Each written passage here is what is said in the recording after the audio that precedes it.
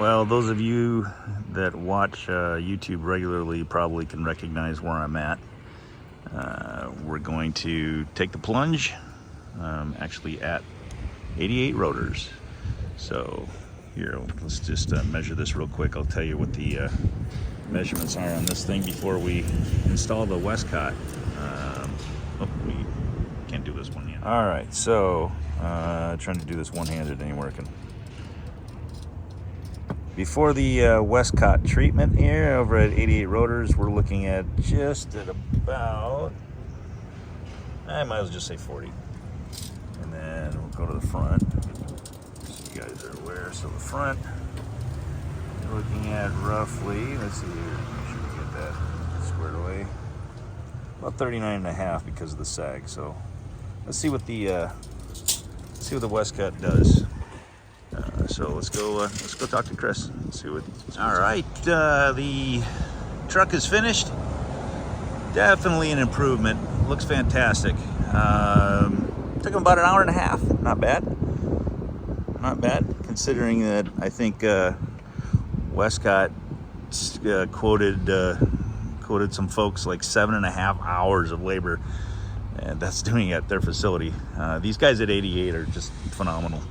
I mean, I think today alone, they did 8 or 9 suspension lifts today, just alone today. So they definitely have it down. They know what they're doing. So let's do a quick measurement here and see how much of a bump it is. This is the front.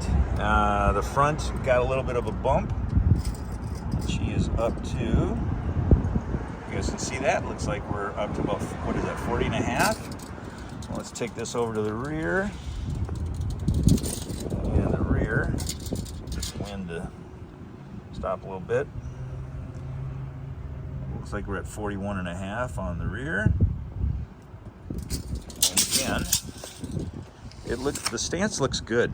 It does not look obnoxious. It looks right. It looks like it should be,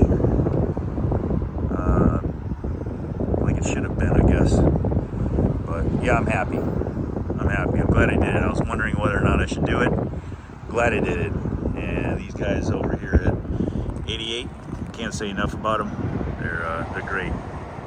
They definitely know their stuff. So if you're looking to get your vehicles done, you're over here in El Monte range, give Chris a look up, because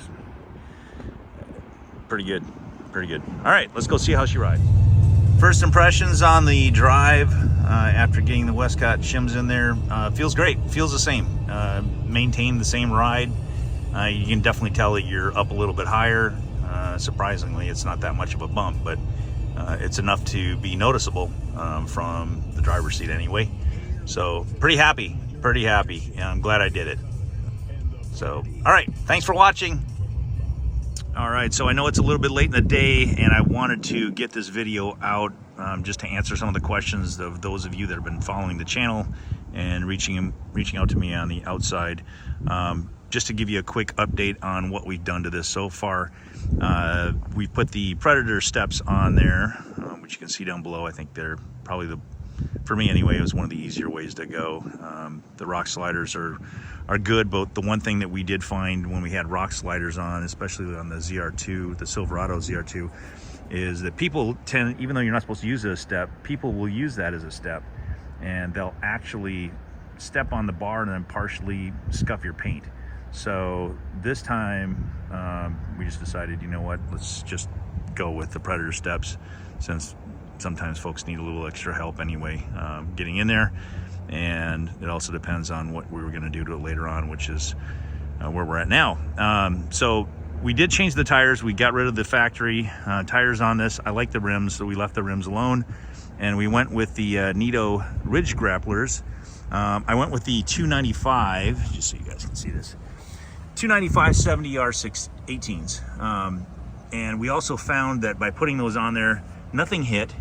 This is before we did the Westcott lift on there. Nothing hit. We didn't have to remove the mud flaps, nothing on here. Everything was fine. The ride was great. And I think I have some images. I'll show you the photos of what it looked like before the Westcott. And then after some contemplating back and forth, I decided, you know what, I'm just going to do it. So we went ahead and went to 88 Rotors and had them put in the Westcott shims. You can kind of see, I know it's a little dirty, but you can see the shims in there. Very, very happy with the install. The stance I think is great. The ride is the same. I called Westcott to find out what the cost was going to be, and they quoted me 7.5 hours of labor if I were to go out there, which I'm sure if you had probably one guy working on it, maybe that would be the case. 88 Rotors, I've used them in the past. They're great. They know what they're doing, and they could have knocked this out quicker, but they have literally a pit crew that works on these vehicles so fast, and I think they do. The day that this was in, I believe they did 9 suspension lifts that day. So yeah, they know what they're doing, and this vehicle was in and out in a little over an hour. I think it was an hour and a half, but I think that's because they were shooting video or something on it. But anyway, it could have got done a little bit quicker, but it's okay. I wanted them to take their time. So shim kit up front, Westcott, and then I believe they have a little puppy goes out back. But let me just show you the spacing that it gives for the clearance. Pretty happy. Really can't complain about anything that they did. Pretty good clearance. Stance is good. Overall impressions, I have nothing to complain about. It just rides like factory. Those of you that are contemplating doing it, would I recommend it? Yes, hell yes. I think it's definitely the way to go. You can keep your factory shocks and still get that look that I wanted anyway. The vehicle's been running good since they replaced the battery on it for me, so I'm happy. The other thing that wanted to touch base on real quick, and we're going to talk a little bit more in depth about the truck, but I just wanted to answer some of these questions. Yeah, looks good. But I'll post a couple other clips that I have here of us driving it right after coming out of 88, what we thought of it and so forth. But I've been driving it now for probably another week, and there's no complaints. I mean, no creaking.